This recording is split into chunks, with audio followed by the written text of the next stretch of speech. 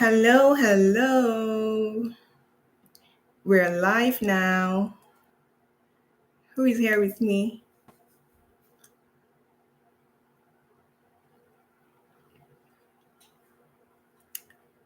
Hi, everyone. Can anyone hear me now?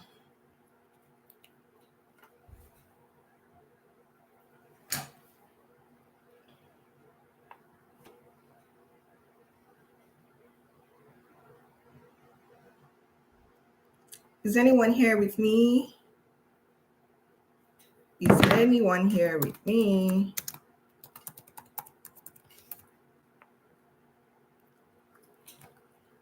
Oh, thank you.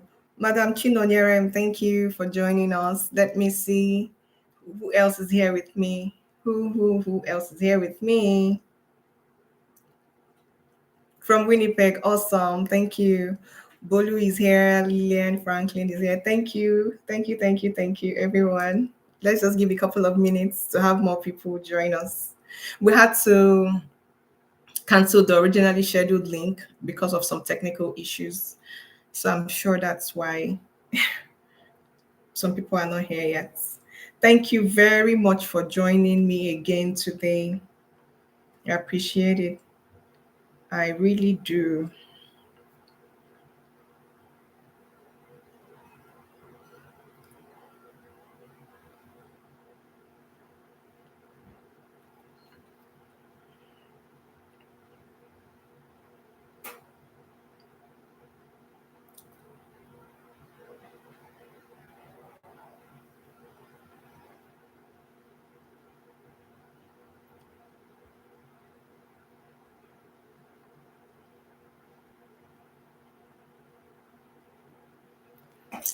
Okay.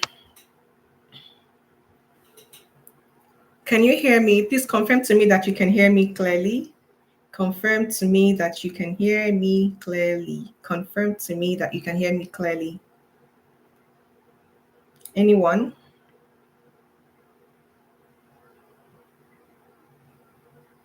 Can you confirm to me that you can hear me? What is going on?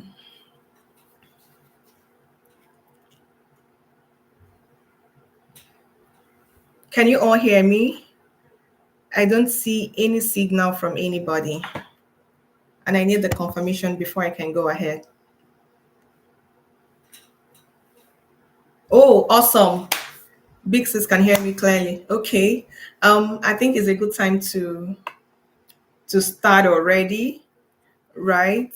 Thank you so much, Mrs. Chinonyerum. Thank you, Bolu. Thank you, Sis Lillian, for joining me. Before I go ahead, I'd like to ask if you were here with us last week, please can I see your comments in the comment section? If you were here with us, please let me know. Let me know. Let me know. If you were here with us last Sunday, please let me know in the comment section. Were you here with us last Sunday?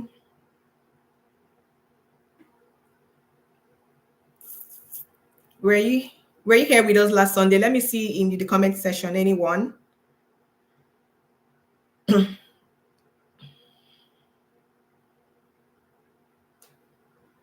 Oh,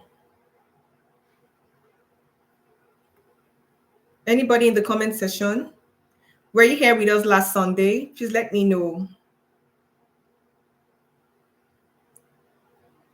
You can hear me, but you can. I don't see your responses. If you were here with us last Sunday, can I see your comment in the comment section? How was it? I hope it was good. Okay, I think at this point, I just want to kickstart. It's 5 minutes into 4 o'clock or 8 o'clock for Nigerian time. I'll introduce myself once again. My name is Vera Patrick Azoto, and it's always a pleasure having you on Sundays. This is where we talk about everything about reading, improving in our reading habits, developing a reading consistency, and of course, applying the same principles to other areas of our lives where we want to build consistency. Um, I'm Vera. I'm the founder of the Readers Corner Book Hub, and we find it very interesting to have you on Sunday evenings like this. Last week, we had our first and our premiere, our maiden live show where we talked about steps to creating a consistent reading habit. We also shared a lot around the why because we believe we all agree that he that knows the why is better than he that knows how, right? So we started off by talking about why we must build a consistent reading habit. And one of what we talked about last week was that building consistency in reading helps us to build consistency in other areas of our lives.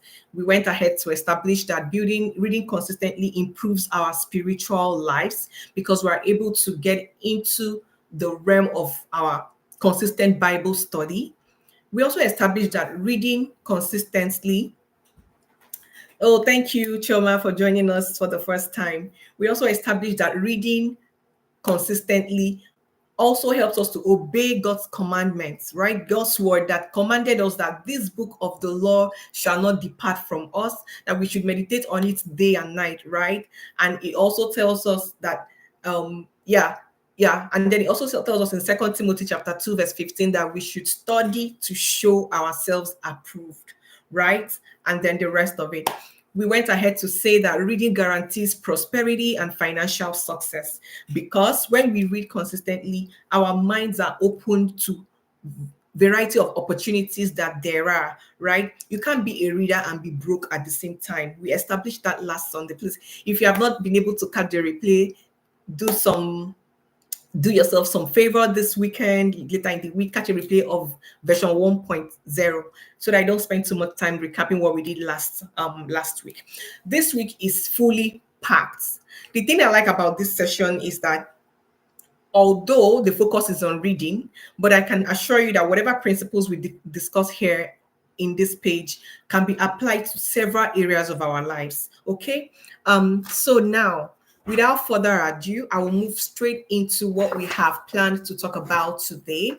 Starting off from how to develop consistency in reading, we said choose to become a reader. Oh no, let me not give you all the answer. Let me see who was there last week. Can you tell us the 3 steps that we discussed last week?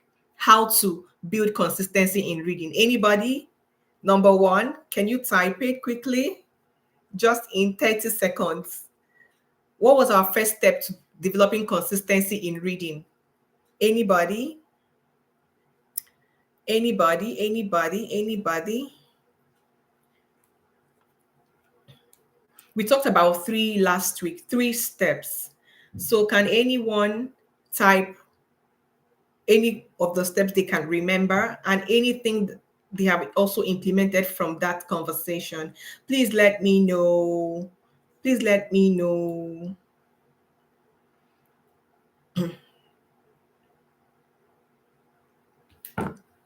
Okay, I think there's some sort of technical issues today because I'm not seeing the messages flowing in like last week. I'm wondering why. So I will get right into it. So we said we should choose to become a reader because the art of reading begins with a choice. Nothing happens without our decision to, get on it in the first place. And the second point we said was build your personal library. Have a library where you have your books, you have books covering different areas of your life, your marriage, your relationship, your career, your spiritual growth, your emotional growth, and all of that. Have a library, start with books. That's a good way to start because no money invested in books is a waste. And then we said a third point, which was set clear reading goals. Yes, we said set clear reading goals. And we talked about, so I'm going to spend a few more minutes on this one because we rushed through it last week because we were running out of time. So the thing about goal setting is we all already know the smart goal thingy, right? That's not what I'm here to talk to you about. The bit that I want to emphasize on that setting clear reading goals is that you have to have a plan to accomplish that goal. Setting a goal is the first step. Building systems and structures to help you achieve that goal is the next step. Okay, so I'd like to tell you that it doesn't end in setting a goal. And what we mean by setting a goal, when we say setting a goal, what we mean is how many books do you want to read in a month? How many do you want to read in a quarter? And we said last Sunday that start small. For someone, if you have not been reading for a long time, it's a good way to start small. Maybe I want to read this book in 2 months. I don't believe in setting unrealistic goals. Set it so that you can start easy, right? You want to read one book per month, or you want to read one book in 2 months. That's you setting the goal. The next step is setting the system. What structure have you put in place to help you achieve those goals? So that's where you then begin to break down your book. So let's say you decide to read a book a month.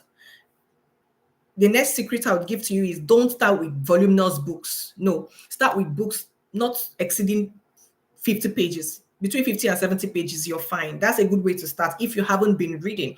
But if you have always been reading, then you can do the bigger ones. But for beginners who are trying to reintroduce their system into the habit of reading, I recommend that you start with smaller books, 50 to 70 pages. And then if you want to read it for 1 month, what I normally do for myself and with my daughter is we count the number of pages in that book and we count the number of days we have within the timeline. So if it's for a month, we have 30 days, for instance, we count it and we divide it. So for a 50 to 70 page book, you should not even read more than 2 to 3 pages a day. You see how easy this can get? It looks so big, but when you break it down into smaller goals, you see that it is really, really achievable. So you divide it by the number of days you have, and then so it keeps you on track. You know that every day in the month of March, I'm supposed to cover 3 pages of my book. 3 pages is easy peasy. We're coming to that. So that's the part of setting goals and building systems and structures to help you achieve them. Please don't stop at setting a goal. I want to read one book in a month and then you just close your eye, you cross your hand. No, no, no. It's not going to yield any results. Set your goal and build systems. Calculate the number of pages per day and stick to it. Hey, will it be easy? No. Are you going to fall short for some days? Yes. But I want to assure you that that is totally acceptable. It is normal. Remember last week we said every change is hard in the beginning, messy in the middle, but glorious at the end. So always remember that if you're imbibing a new habit, not just reading, whatever you're trying to get your system to get used to, it's going to be hard at first. But the hardness doesn't mean we should quit. All right. So moving on right into today's discussion. You guys are going to love today's class. I assure you, I came prepared. Oh my goodness.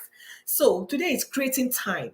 This subject of time, I find it particularly interesting because we are all busy. Some people say adulting na scam because we just have too many responsibilities. If you're married, you have children, you have to plan meals, you have to do career, you have to do business, you have to take care of your spouse, you have to do your own personal thing. You have, oh my God, it can be so overwhelming. I totally agree and I understand. But I want to tell you today that at the end of this class, you're going to leave here with skills, practical skills that would help you navigate your daily activities, not just reading. That's the beautiful thing about this page.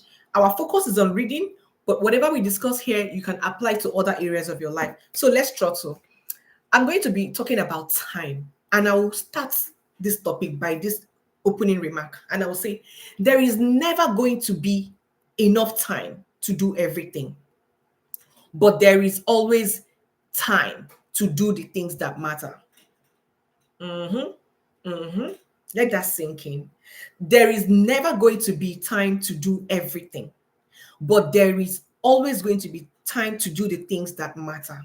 Yes, even the Bible tells us in Ecclesiastes chapter 3, verse 1, and it says, to everything there is a season and time to every purpose under heavens, right? So the Bible even acknowledges that there is time for everything. What then makes the difference is how you manage this time. We all have 24 hours. I read a book and the author said time is an equalizer. We all have 24 hours. If you're not achieving, if you're not growing, if you're not becoming with your 24 hours, then there is something you need to fix in your system. Right. So to talk about time, I'm going to be using this acronym, time itself. So TIME. By the time we finish covering this TIME today, I promise you, I'm not even joking. I promise you that if you implement these things, your days are going to be more successful from today. I'm very sure because I've practicalized all of these steps. I am not saying what I read from a book. I am telling you what I have practiced myself that has helped me. Now, let's move. T stands for track your energy cycle. I don't know why my comments are not flowing today. I really don't know. But look, can you help look into this? I can't see you guys cheering me on, and that's making me sad. What's going on? Give me some love emojis, give me some comments. Let me know that I'm not here alone, right? Okay. T, track your energy cycle. This is also known as energy management.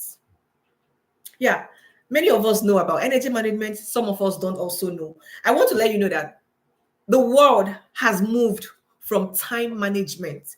Now we're in energy management era. So if you are still dealing with time management, they'll say what's it called again? They'll do the four boxes and say urgent and important, important and no, no, no, no, no, no. We have moved. We are here talking about energy management. And the reason why energy management is more important than time management is clear. Because no matter how much time you have, if your energy level is not at the top, you will spend longer time achieving your tasks, and that is automatic wasting of time. So energy management is the game changer. Now, what do I mean by energy cycle? Every human being or everybody, we all have four types of energy cycles. The first one is the peak energy phase. That is when your energy is at the peak, at the highest level, right? The second one is the midday dip.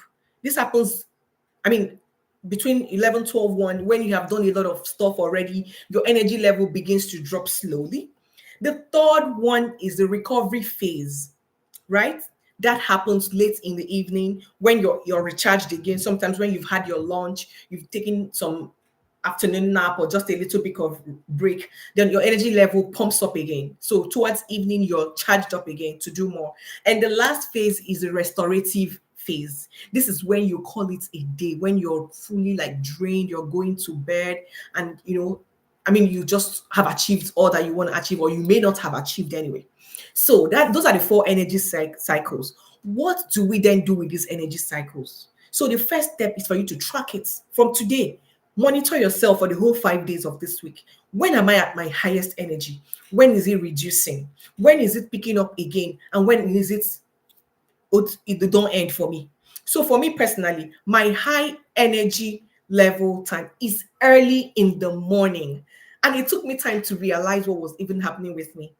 I had to take myself through a journey of identifying my high energy level. And mine is early in the morning. It could be in the afternoon for you, it could be late at night for you, but you need to identify when your energy is at its best. Your mind is sharper, your brain is hot, you're not thinking, you're not dragging. Answers come to you quickly, right? When you identify that energy, then what do you then do to it? You slot in your daily reading time into your peak energy phase. Yes, at your peak energy phase, you do more with less effort. Oh my goodness. Oh my goodness. Is anybody here with me? At your peak energy level, you do more with less energy. You do more in less time. So please, if you're in the WhatsApp group that you want to read at the end of the day, when you've given away all your attention, you've given away all your energy to different areas of your life, then you want to retire for the night and you carry your book and then you're reading. Well, are you reading? Yes. Are you learning? I'm not sure. There's a difference between reading, learning, and growing. Our aim for reading is to learn and grow. So it doesn't just stop with flipping through the pages and then you doze off. Don't get me wrong. I'm not saying some people don't have energy, high energy in the evenings, but I'm saying exactly is identify your own energy level and match your reading time to that high energy level. I'll take 1 second break. Allow us, let it sink in. Let it sink in. Let it sink in. A writer, I read a book and the writer said, the early morning has gold in it.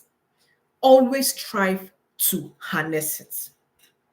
Yes, God is full of his mercies that he actually created us to have some time to rest. So at night, you've done between 5 to 8 hours of rest. Your whole body is calm, your brain is relaxed, every part of your body has gotten some relaxation and rest. And then when you wake up in the morning, you wake up with the freshness of the morning. What do you do with that energy? What do you do with that energy? Some of us, immediately we wake up in the morning. Should I say, we carry phone, we carry technology. Imagine when your energy is at the highest peak, the best thing to do is not to grab a phone. No, it is to do your meditation. It is to read. It is to study. It is to harness your innermost skill, your talent, that thing that God has blessed you with. That is what you should start your day with. Yes, that is what you should start your day with, not technology. No, not technology. We're going to talk about this technology here further down this conversation. So we identify our high energy level, we slot in our reading time into that energy, that peak level. We're going to be talking about a lot today. I hope you guys are prepared. I hope you're prepared for what I brought to you today. Now, there's a very important concept I like to explain this energy cycle with, and it's called the secret of morning genius, also called the transient hyperfrontality. Scratch the grammar, I'm going to explain it. So, how does this secret of morning genius work? You've gone to bed, you've slept, your whole body has relaxed, like I said before. You wake up fresh, brand new. The Bible says they are new every morning. That newness comes from the rest that you subjected your body to. So it's more like powering down a generator. Everything just goes still. And then in the morning, you start it up again. Now, when you wake up very early in the morning, this is what it does to you. I am not challenging you if your energy cycle is peak in the evening. I am just saying that majority of people, science has proven that many of us have our highest energy level early in the morning, between the hours of 5 to 6 a.m. Yes. Now, the secret of morning genius, when you wake up early in the morning, let's say between 4 and 5 and 6 a.m., everyone else is asleep. Hopefully, you don't have toddlers that will wake up. The morning is fresh. The morning dew is visible. Everywhere is quiet. There is silence. There is serenity. There is solitude. Right? What this does to you, you don't even understand what happens in our body. Your brain goes into a resting phase.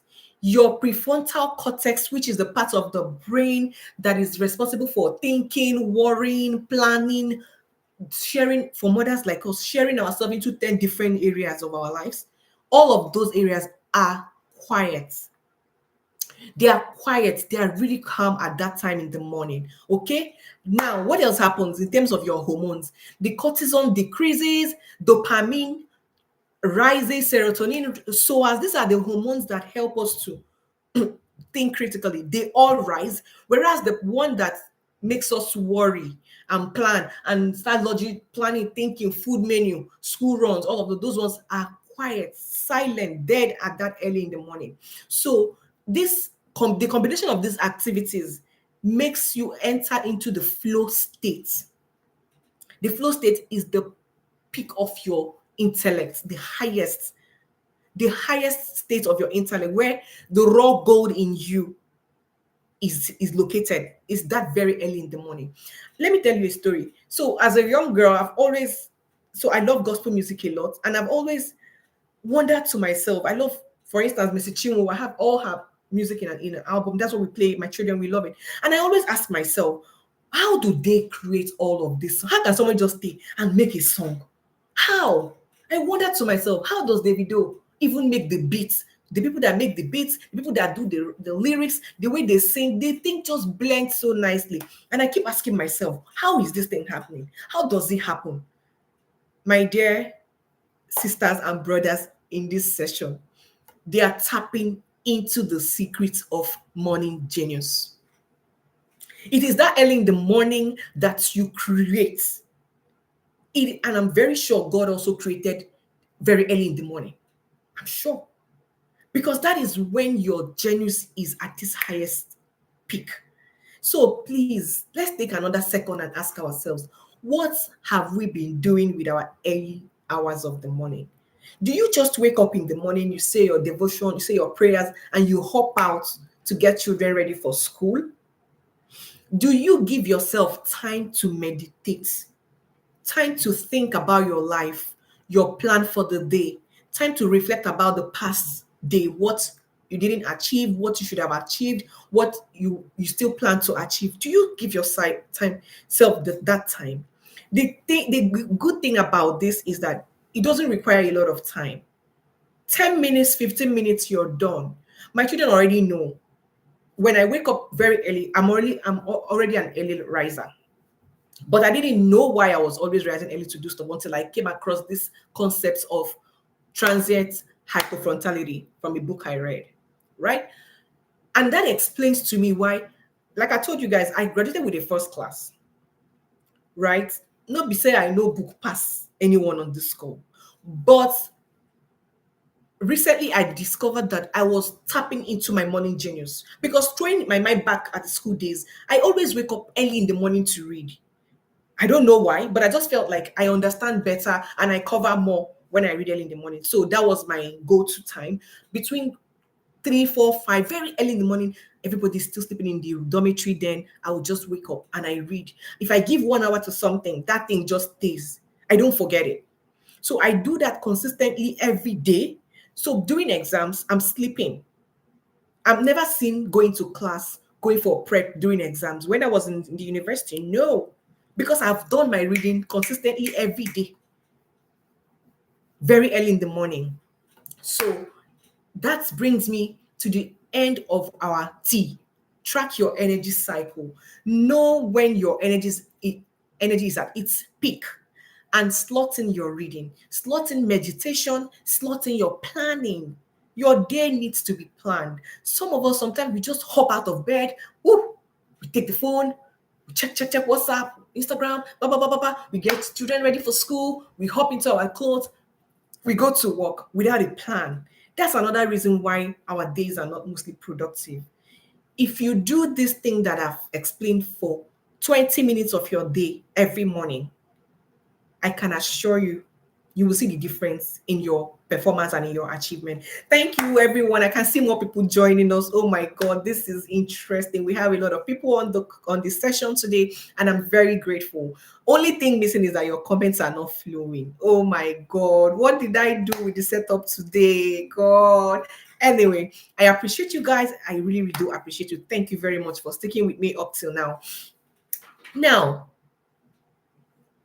I will go to I. We're talking about time, creating time to read. T, we said track your energy cycle and do your energy management. Before I move to I'd like to talk about an important concept I also learned recently, and it's called tithing time. Still on the early morning, tithing time. That concept just talks about you have 24 hours in a day, guys. How many of these 24 hours do you reserve for yourself? Do you pay yourself tithes in your time every day? How many out of 24 hours minus sleep hour? Okay, let's say 24 minus 8, your 6 to 8, you're sleeping. The remaining time, how much of it do you give to yourself? You are the owner of the time. But find out that many times we share our time to children, husband, career, business, cooking. How many of your 24 hours do you reserve for yourself? My children already know I don't start my day until I collect my time. So if I wake up and I'm reading and they come, maybe they wake up, they hear a sound and they come to my room, I tell them, no, it's not your time yet. Allow me to harness my time. When I'm done, I come to you. That's a standing rule in my house. You don't barge into my day because I need to prepare myself for the day ahead. I need to feed myself so I can teach you. I can raise you intentionally. So I'm not just, I need to plan my day.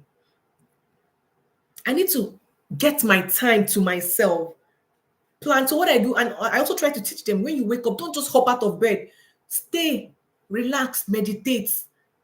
Think about your dream. What did you dream about? What was God trying to talk to you about? Plan your day. What did you not like about yesterday that you can do better? That's self-reflection. I do a lot of self-reflection. At the end of every day, sometimes I chat people and I say, while I was reflecting, I felt like this thing I said to you wasn't really what I meant. I just want to explain. And they're like, that's good. Because I've gotten used to it. You don't just live like, we don't just start and you're just all over the place. No. You are the owner of 24 hours. From today, set aside time for yourself. Even if it's 30 minutes, even if it's 1 hour, even if it's 20 minutes, start small, but just spend some time and assess yourself, your performance, achievements, and all of that. Still talking about early morning rising. I'd love to introduce this book to you all, The 5 a.m. Club. This book is a must read for everyone who wants to manage their time better. The 5 a.m. Club by Robin Sharma. It says, own your morning, elevate your life. This book is a game changer. I know some people here who have read it. Yes, Sister Olamide said it is a must. I'm not exaggerating. If you are a human being alive today, you need to read this book from start to finish. Read this book and come back to me and tell me what it did to you. And by the way, the Reader's Corner bookstore has it both here in Canada and in Nigeria. If you need a copy of it, just buzz us in the DM. Bolo, you can put my phone number on the chat or Instagram handle or whichever one. Okay, this book opened my eyes to, in fact, when I read this book, I cried for myself. I'm like, what have I done with all my life? Even though I'm an early riser, but I felt like I didn't do enough because I didn't know enough. That's the thing with reading. You find out that you don't know enough. That's why we struggle a lot. Okay, let's move on. Hmm, hmm. I talks about identify your priorities and your time wasters. Let me allow that sink in. Identify your priorities and your time wasters. So let's start with priorities. And I wrote down a quote. It says, time lost cannot be recovered. Time lost cannot be recovered. We don't even know how time flies. Like, we don't even know how time flies by the second time is going. Thank you, Sister Olami. Boy, your comments are flowing. I'm loving this. Thank you so much. Time lost cannot be recovered. So what do you do with your time? Identify your priorities. I'm going to talk about more about priorities later on. So for now, a writer said, if it doesn't add value, it's a distraction. Cut it off. If it doesn't add value, it is a distraction. It doesn't matter what it is. It doesn't matter what it is. If it does not add value to you, cut it off. It's a distraction. My bestie here since Evelyn, she told me one time, she said, Vera, this Canada, too many things on our head. I just told myself, anything that does not improve my finances or my business or my spiritual growth, you won't find me in those things again. And that is the way to go. Identify your priorities. She has identified her priorities is her business and her spiritual growth. So it keeps you in check. When somebody now comes and say, come for one day, so time, you look at it, you pass it through your scanner of your priorities. Business, am I likely to make some connections that will lead to business? Okay, maybe. Will it help my spiritual growth? Maybe not, but then it will help me with my business. And then you go. When you go there, are you going there to be eating rice and taking pictures? No. You go there to connect strategically, show that this is what I do, exchange your card, take people's phone number, sow the seed, plant the seed of your business, and disappear. That is identifying your priorities. We didn't call you to come for girls' hangout, swimming or something. You ask yourself, who are those going? Teenagers, and I don't think there's business there. There's no spiritual growth there. Piam, that's like an automatic no. You said you know and move on. This is how to manage our time. We are just all over the place, saying yes to everything. And my Coach Wendy Olege of the Intentional Parent Academy, will say, being able to say no is a skill, and no is a complete sentence. We don't have to be everywhere. My people that are my friends, they know me already. I pick and choose where I want to be. I don't owe anybody any explanation. It is my life. It is my time. I know what I'm chasing per time. If it doesn't add value, it's a time waster. Cut it off from today. Cut it off. It doesn't matter. I'm going to shock you when we start talking about time wasters. I am going to shock you when we start talking about time wasters. Let me move really quickly. What else do I have here? Another thing in your identifying your priorities, eliminate low-level activities. Yes, low-level activities. Those things that they're not adding anything, but they just expend your energy. I can't think of any example. If you have any example of a low-level activity, please drop in the comment section. But you just find that they are just busy. You're just going around. The day is going. Are you achieving anything? Mba. And this also dissipates our energy. I'll talk about that when I'm talking about managing focus and attention. Stay with me. I read a book somewhere and it says prioritization is doing the right things, not just doing things right. I always tell my daughter, sometimes when it's bedtime, because she's a very creative kid, I've exposed them to a lot of creativity. So it's becoming a good problem to me. Sometimes when it's bedtime, that's when this girl will carry scissors, sellotape, paper, cardboard. She wants to build house. She wants to make crafts and all of those. And she's super creative.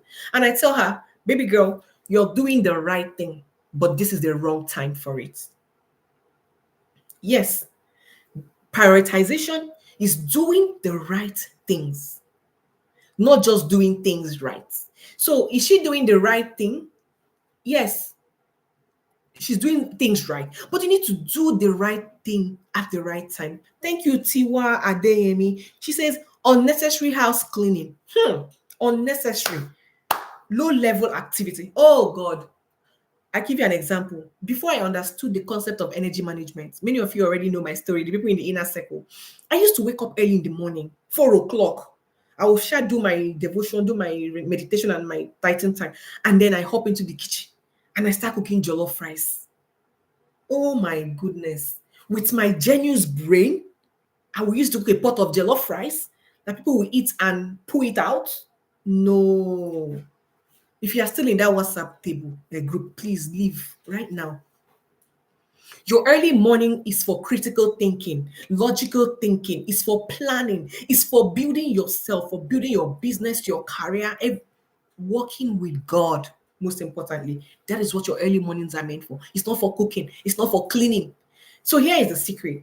Cooking is done with the part of your brain that you don't need too much thinking to do. It's already a routine. It's your brain. It's like plug and play. No matter how tired we are, we can cook. Yes, we can cook. But no matter how tired you are, you cannot read, you cannot plan, you cannot meditate, you cannot unleash your genius. That is why you need to re-strategize. Put your high energy activities in your peak energy level, and the low energy activities, cleaning, all those ones, you can do it then before you go to bed. Because cleaning is cleaning. You don't need any rocket science to clean a room or a house. So that is the second thing. Now, identifying time wasters. What do I have on my list? Number one, I have is social media. Yes, we're back to this topic again. Social media. It's is a menace in our society.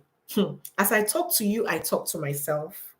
Social media is a killer. You see that WhatsApp group? You see Instagram, YouTube. I belong to an academy of book bingers, and my coach there, she will say, anytime you find yourself on social media, ask yourself, am I scrolling through social media or am I schooling through social media. I explain. Schooling through social media means you're learning, you're reading, you're contributing, you're picking something that is making you better, and you're making money. But scrolling through social media, you're just scrolling aimlessly, up and down, boom, boom, boom, up and down. Many people, many of us here that are in the inner circle, if you notice, I'm always active in WhatsApp groups. It's deliberate. I know what I'm doing. They are scheduled. I'm not just there all the time. It was my mentor, Coach Wendy Ologe. She says, I make my money from social media, but I don't spend more than 2 hours there every day. She makes her money from social media. She doesn't spend up to 2 hours every day. How many hours are you spending on social media? And how much are you making from it? How much are you learning from it? I challenge you today. So I have a schedule. I know when I need to go to social media, I go through the groups that matter to me. I respond, do what I need to do, and I leave. Many of us have been bound by addiction of social media. To help you start your deliverance, I want to remind you, anytime you pick up your phone, ask yourself, am I scrolling or am I schooling? Am I scrolling? Am I schooling? Am I earning money from this social media? If the answer to this is no, please drop it. Go and find something else to do with your time and make money. Show me some love. Tell me you like what you don't hate me right now. Madam says early morning social media na me. See, you're genius. You're giving it to social media. I shock you. Mark Zuckerberg, all of these big wigs that invented social media, they don't even go to it. They have a schedule for it. And let me take another tip. To know how long you're doing on social media, please set your, what's it called? The screen stuff. I have it set on my phone, and every week, every Sunday, it tells me how long I spent on social media. The average of every day. When I look at it and then I calculate, okay, how much have I made? How much sales have I made? How much have I learned that can boost my business? At every time I'm checking, am I spending more time that I'm making more money? Am I spending more time that I'm learning, that I'm growing? Number two, time waster. Unscheduled phone calls. Yes, from home, from mommy and daddy, from aunties and uncles. Unscheduled phone calls are killers. You just stay. Somebody will just dial your number. Hello, hey, gist don't start. You have doing 20 minutes, 30 minutes of your life. Because time management is life management. As we are wasting our times, we are wasting our lives. That's the truth. I'm not cursing anybody. That is the gospel truth. So, how are you taking your calls? Your calls must be scheduled. People don't just call you and just start gisting you, talking. No.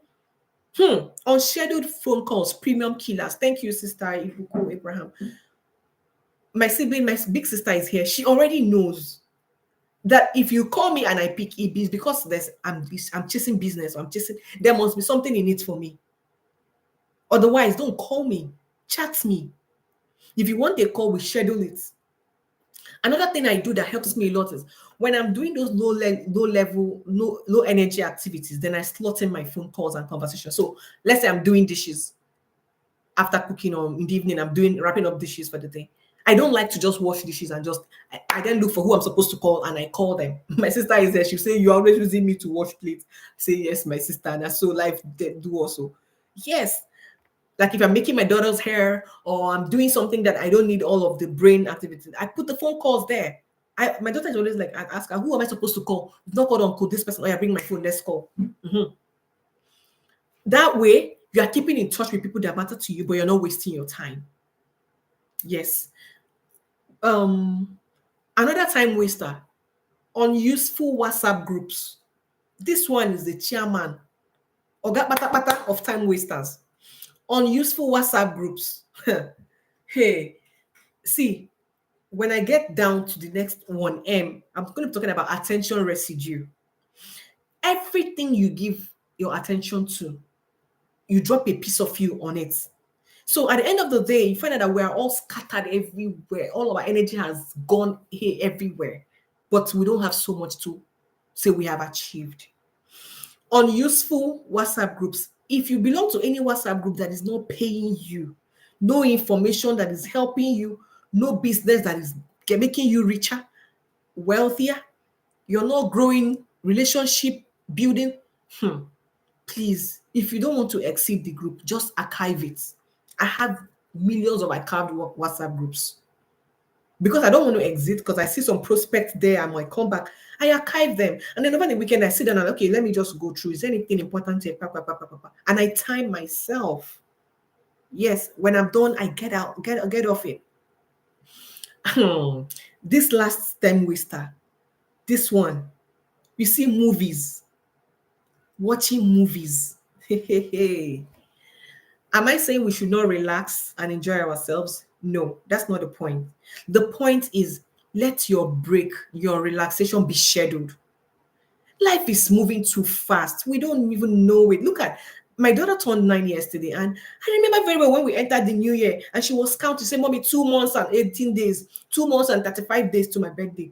When did it happen? It was yesterday, and it has gone. And I'm like, what have I achieved in this? How, like, the next time I'm planning for my own birthday, I'm like, time moves fast. It's not waiting for anybody at all. So we need to move fast the way time is moving fast. There's no time to waste. Movies. Hey, I was telling my friend, and I said, he said he doesn't really have time to read to read. And I asked her, what do you do like when you're relaxing? And she said she watches movies. I said, okay. How often do you watch these movies? She said, like every other day. I said, okay.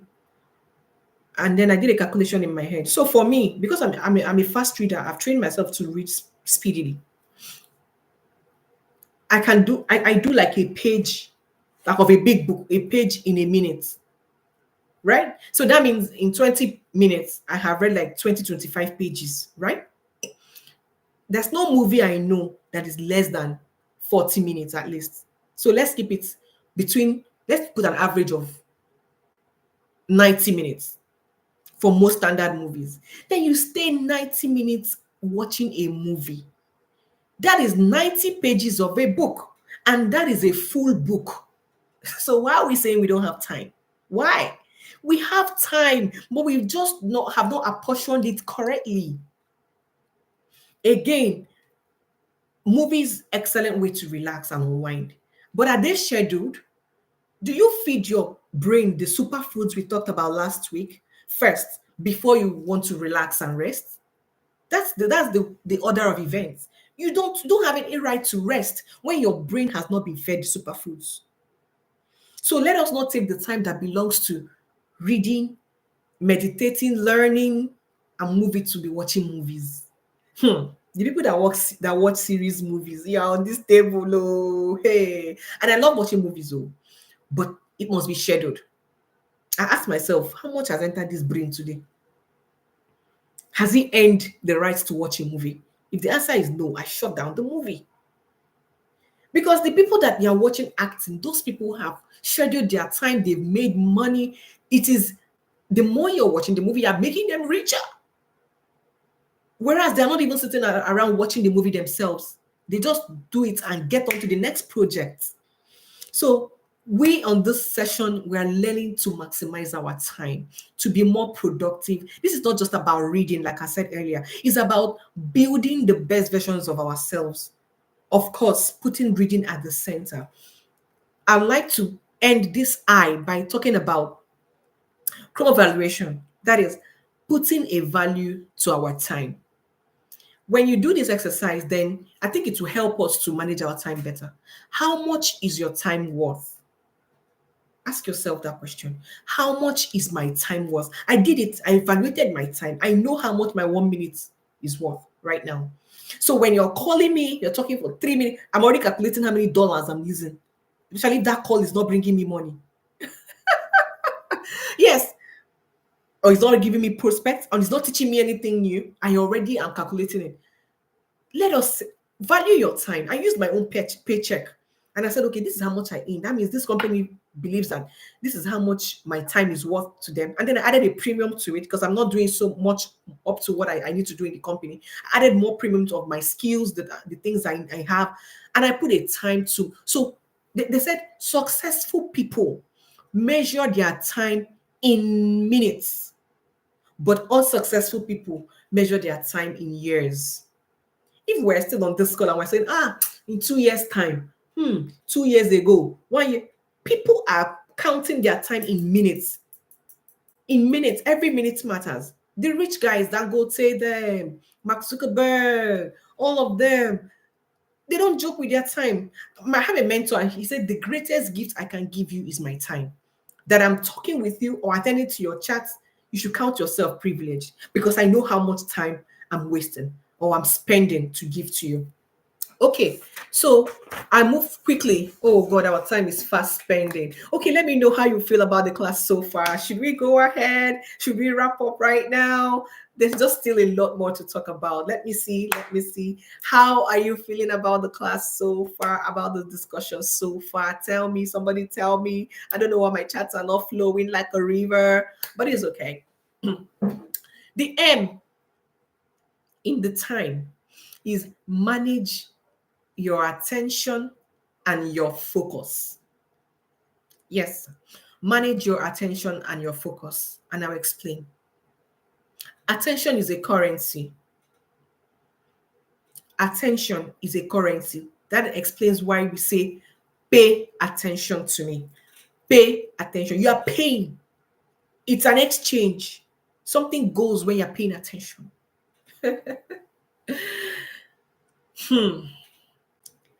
Focusing on one specific task guarantees better results and you accomplish more in a shorter time. Multitasking is a myth. Is a myth, does not exist. How many of us already know that?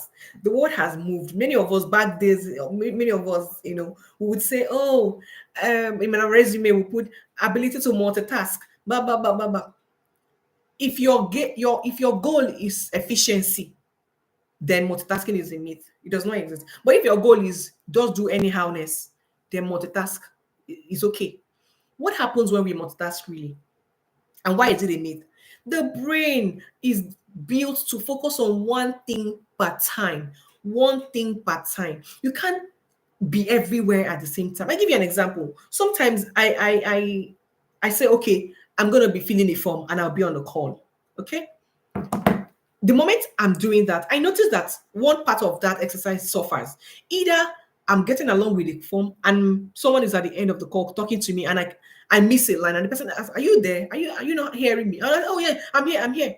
That is the part when the brain has told you, choose one. Oh, don't stress me with this phone call and filling form. In fact, the brain will go and be filling the form more.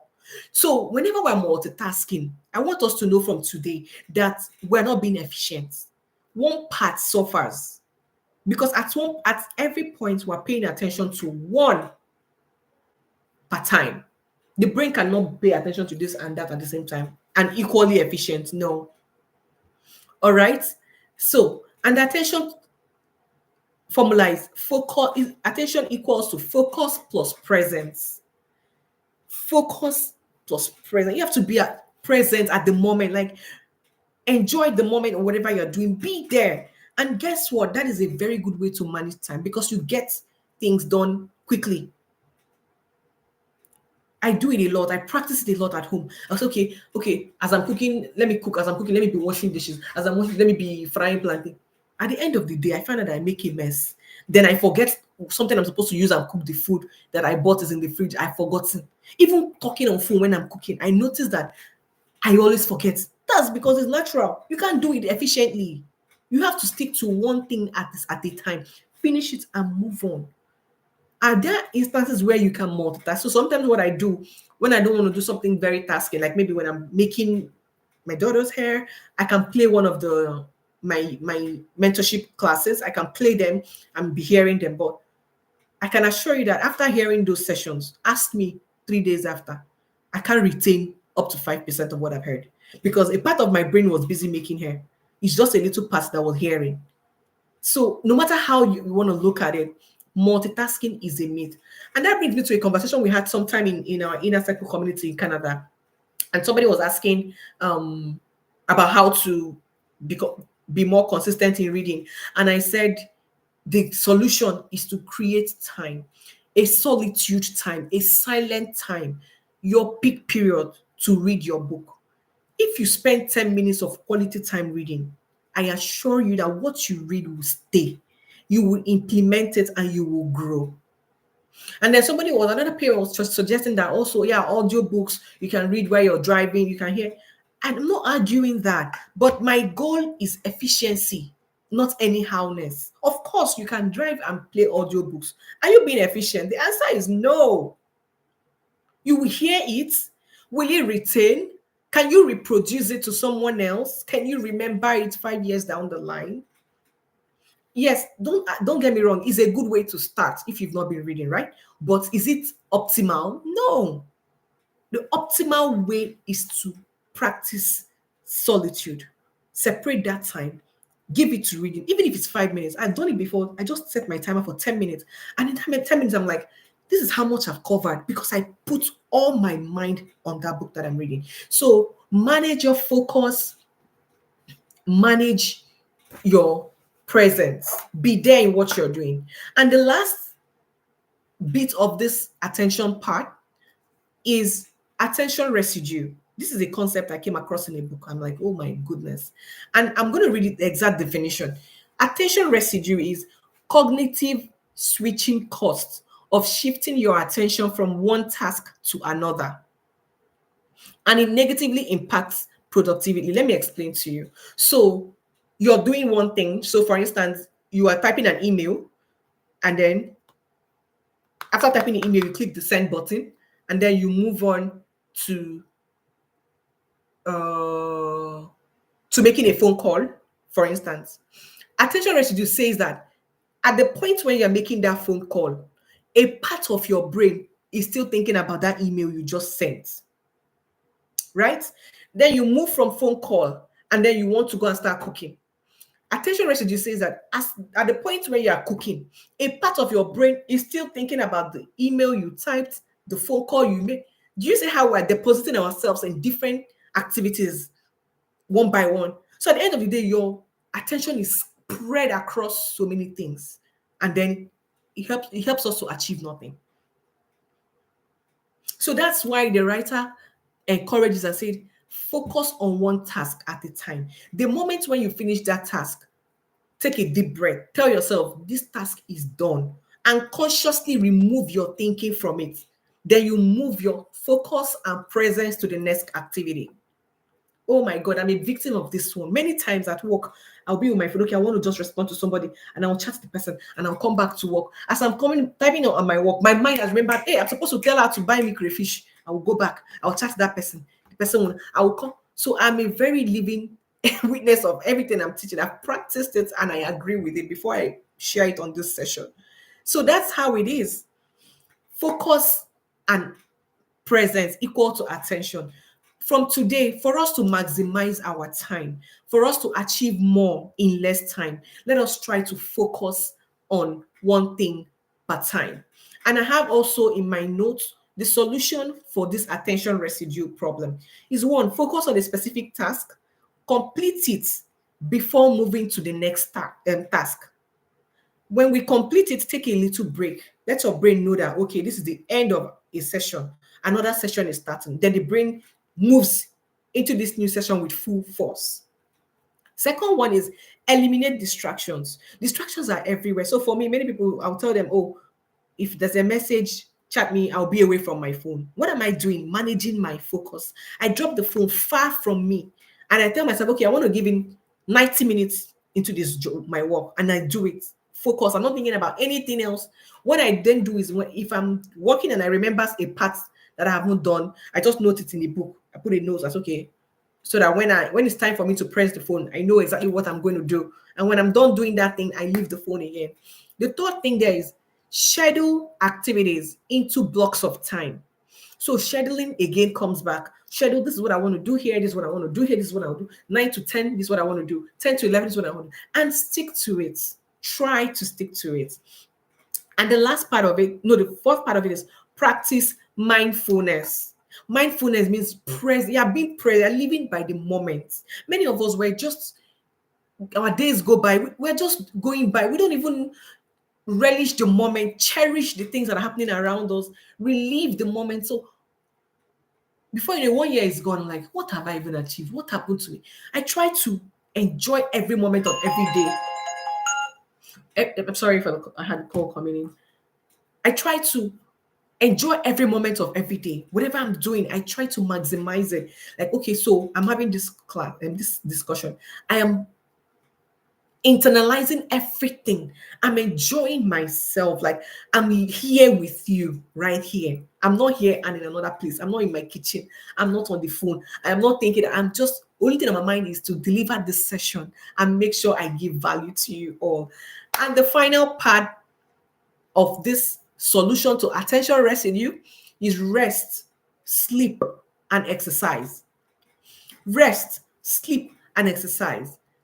I mean, the place of rest can never be overemphasized. Your brain needs to shut down, your cells, the organs need to be rejuvenate and get ready for a new day. So I also prioritize my rest, my sleep. I get enough sleep as I need. Although sometimes there are more demands and I'm not able to sleep well, but I also always make it up to myself. Even if it means canceling an activity or a plan or a program, I just try to get enough rest. And then exercise. This is a topic for another day. Many of us, when last did you do sit up?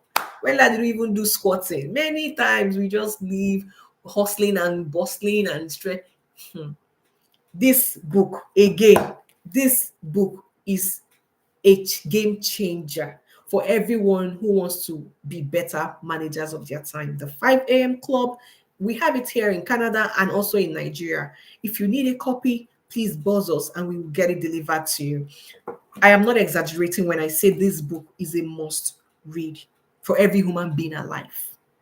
The last one, I'll do this in 5 minutes and then I can take questions if there are anyone. The E in time. Just to recap: T, track your energy cycle. I, identify your priorities and your time wasters. M, manage your focus and attention. The E, I called it embrace essentialism. Embrace essentialism. What does that even mean? Essentialism is a concept, it's a scientific concept that means focusing on what is most important per time and letting go of the rest. Focusing on what is most important per time and letting go of the rest. Focusing on less even when you have more. Now, let's make an agreement. We all agree that we have so many things to do. Agreed? Yes. We have children, we have husband, we have career, we have business, we have family, we have spiritual growth, we have commitments everywhere. The question is, are they all important right now? The answer is no. The answer is no. Essentialism tells us the truth about our seasons of life. The Bible says to every time, everything, there's a time and a season. For me, I've identified that my season of life right now does not allow me or enable me to be a worker in church. Yes, it does not. Does it mean I'm not strong, a strong Christian? No. My relationship with God is like this, intact, fire, fire. Am I a worker in church? No. Why? Because I identified that my seasons of life does not allow me to do that. If I was going to be in a worker, I'll be in the choir. Many of you that know me already know I like to sing. But being in the choir means that every weekend I need to leave my children and I will drive down to do choir rehearsal. Every morning, Sunday morning, I have to wake up very early and I rush. Am I saying it's bad? No. But for me, right now, at this phase of my life, when my kids are still young, I can't do it just yet. My seasons of life tells me I can't be at every event right now. Would there be time when I can honor every invitation? Yes. That's when I've molded these children to what God wants them to be. And they're adults. Now I can call me everywhere. I'll be flying. Because of course, by then I'll be very, very rich. I'll be flying now. I'll be very, very rich. So that's what essentialism tells us. It tells us the truth about our seasons of life. There is no work-life balance. There is nothing like that. Nothing can balance. You can only choose what is important per time. If your parenting is priority, then you focus on it heads on. Every of your conversation, your business, anything you're doing is focused on that parenting. If it's spiritual growth you want to pursue, you're not yet married, you don't have kids, or you're even married and you just want to be focused on it and not robbing Peter to pay Paul. Essentialism tells us that not many things matter in life in the midst of many things that seem to matter. I say that again. Essentialism tells us that not many things matter in life in the midst of many things that seem to matter.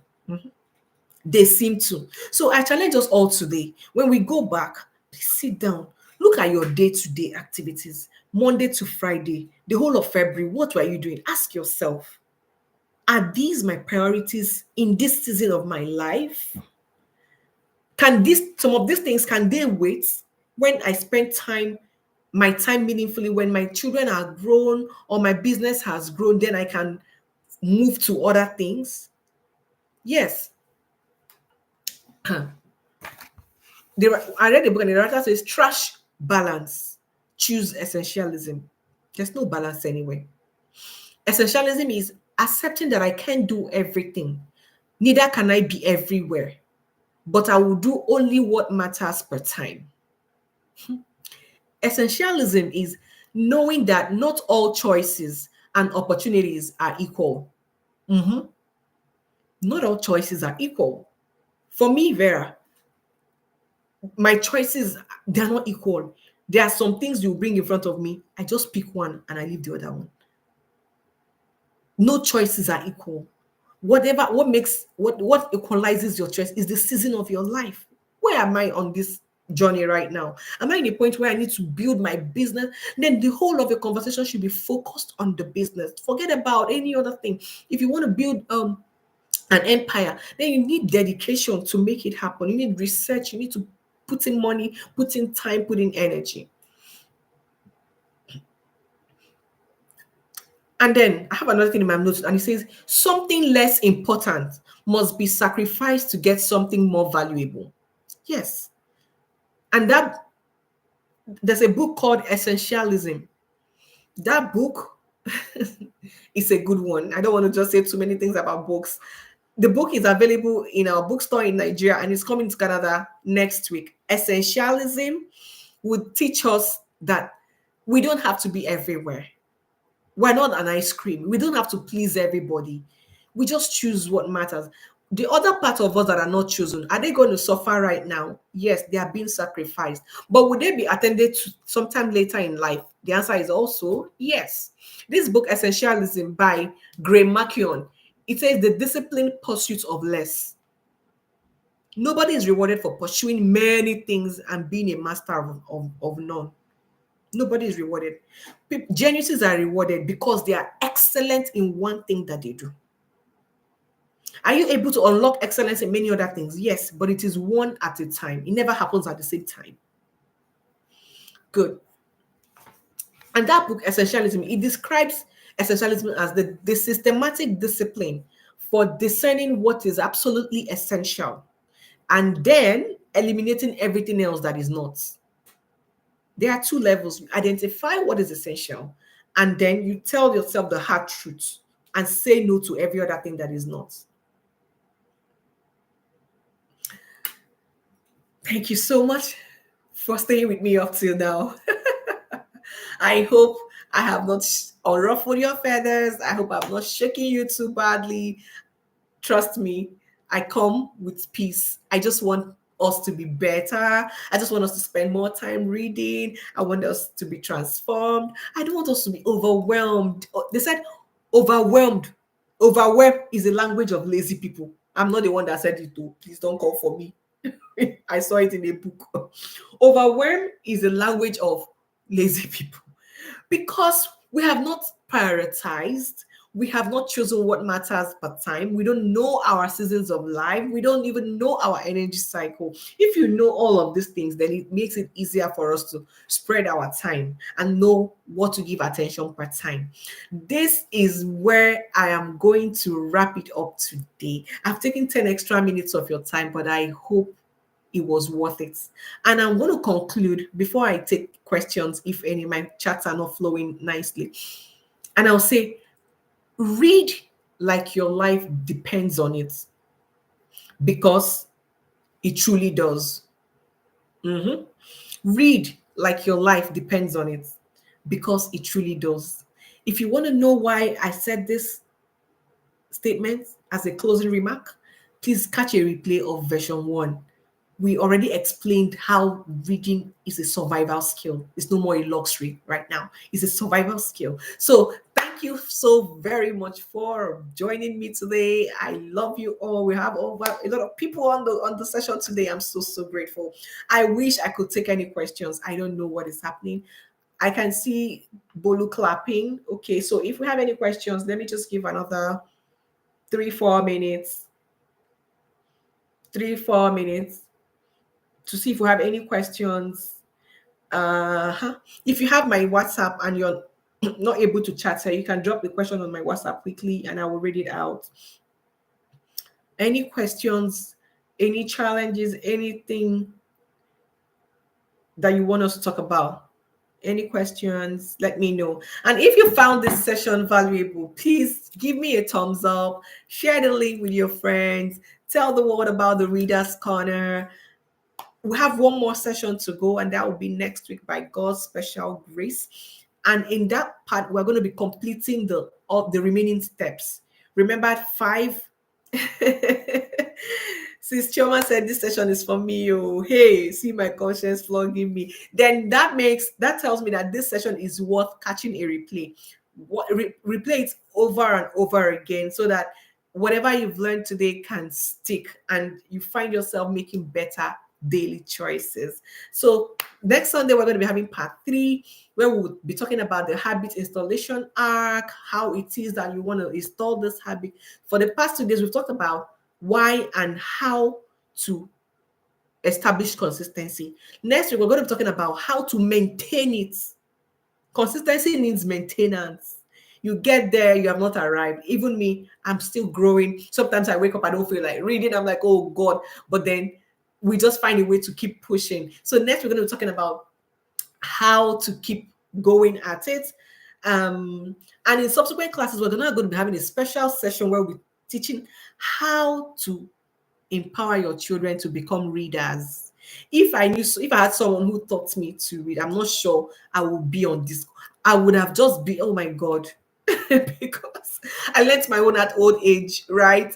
So if you want your children to be better positioned in life, to have an edge over their peers, then reading is a tool that we have to inculcate in them. So we're going to have another session talking about that one, practical steps. You don't have to do too much to make your family, all your children, to become readers. You don't have to do too much. So, somebody has a question. Please ask the question. Sis Lillian, please ask your question. At least I can see your comments coming now.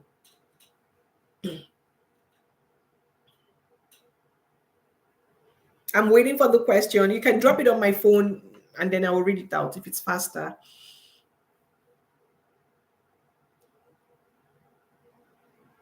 Says, do you want to drop it on my phone? I don't want to go without answering your question, please.